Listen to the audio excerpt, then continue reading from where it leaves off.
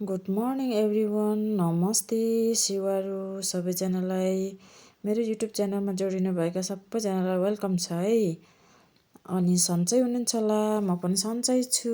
प्रकृतिसँग निकै रमाउने म संसारको सबै खुसी त्यहाँ छ जस्तो लाग्छ मलाई। हरियाली वन जङ्गल त्यति नै सुन्दर छ। मेरो देशको भूगोल यति सुन्दर छ। मेरो चाहिँ आजको बिहानी यसरी सुरुवात हुन्छ क्या। म ओह्रालो लाग्छु क्या। ओह्रालो जाँदै गर्दाखेरि पुरा त्यहाँनिर सानो एउटा गाउँ हुन्छ क्या। गाउँ हुन्छ, गाउँको नाम चाहिँ मलाई खासै थाहा भएन, सोध्नु पर्यो भनेको त्यहाँ मान्छे पनि भेटेन। त्यसले गर्दाखेरि मैले सोधिनँ। त्यहाँदेखि ओह्रालो जाँदै गर्दाखेरि गाउँ चाहिँ एकदमै सुन्दर थियो क्या। मलाई एकदमै मन परेको गाउँ, तर गाउँको नामै थाहा भएन। अनि कति राम्रो कति सुन्दर भन्दै देखाउँदैछु क्या त्यहाँनिर। अनि त्यसपछि मन्दिर पनि आइपुग्यो। मन्दिर आइपुगेपछि त्यो सानो मन्दिर रहेछ क्या गाउँको। त्यो मन्दिरको नामसम्म त्यहाँ लेखिएको थिएन क्या। मैले हेरेँ यो मन्दिरको नाम के रहेछ भनेर हेरेँ, तर देखिनँ। त्यहाँ पिङ पनि हालेको रहेछ।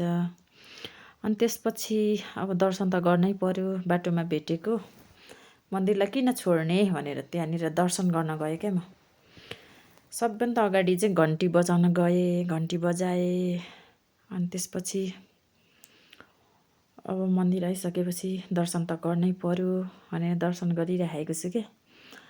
त्यो मन्दिरमा दर्शन गरिसकेपछि चाहिँ फेरि मलाई त ढोग्न मन लाग्यो, मनदेखि ढोग्न मन लाग्यो। अनि ढोगिरहेको छु। त्यसपछि त्यहाँ वरिपरि चाहिँ एकदमै डाँडा काँडा रहेछ, हरियाली रहेछ होइन। यहाँ वरिपरि चाहिँ वन जङ्गल अनि डाँडा काँडा बेसी भएको क्या।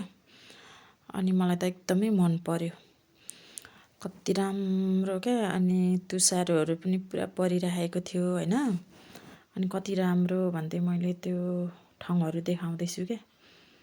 अनि त्यहाँदेखि तल झरेपछि त्यहाँ चाहिँ पुरा प्लटिङ गरेको रहेछ क्या। त्यो एरिया पनि गाउँ त गाउँ जस्तो देखिने, तर पछि चाहिँ सहरको बस्ती हुने सम्भावना बोकेको ठाउँ हो क्या। एकदम धेरै त्यहाँनिर प्लटिङहरू बनाउँदै थिए क्या। माटोहरू थुप्रिरहेको थियो, त्यो चाहिँ खिच्न बिर्सेछ। मासतिर यो महिनेको मासतिर चाहिँ माटो थुप्रिरहेको थियो नि, त्यहाँनिर चाहिँ डोजर लगाइराखेको थियो क्या।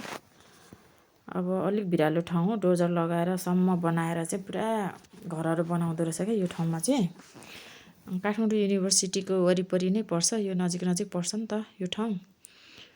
अनि त्यसले गर्दाखेरि अबको 1 वर्षमा चाहिँ यहाँ पनि धेरै राम्रो घरहरू बन्ने सम्भावना बोकेको ठाउँ हो। पुरा तुसारो आएको रहेछ।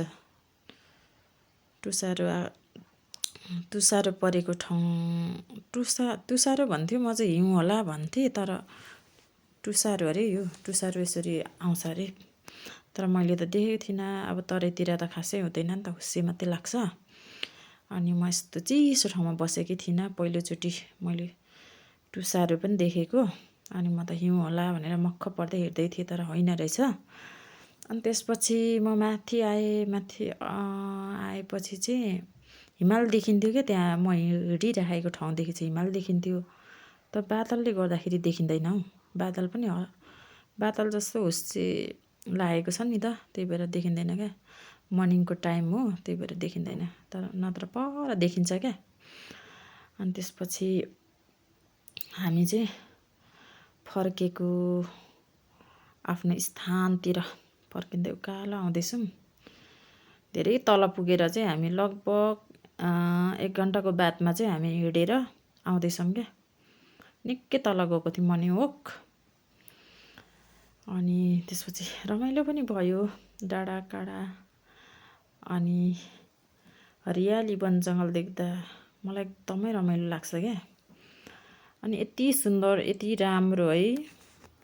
बिहानको समयमा फोटो पनि खिचियो। त्यहाँ जति पनि देखेका रमाइलो ठाउँहरू थिए, गाउँ जस्तो लाग्ने क्या। मलाई त गाउँको याद आउँथ्यो क्या त्यहाँको गाउँ ठाउँ हेर्दाखेरि। हामी फर्किसकेको छौँ, म बस्ने ठाउँमा आइपुग्न आँट्यो। जति पनि मसँग प्रत्यक्ष अप्रत्यक्ष रूपमा जोडिनु भएको र यहाँहरूको अमूल्य समय दिएर मेरो भिडियो हेरेर बसिरहनुभएका सबैजनालाई धेरै धेरै धन्यवाद। Thank you.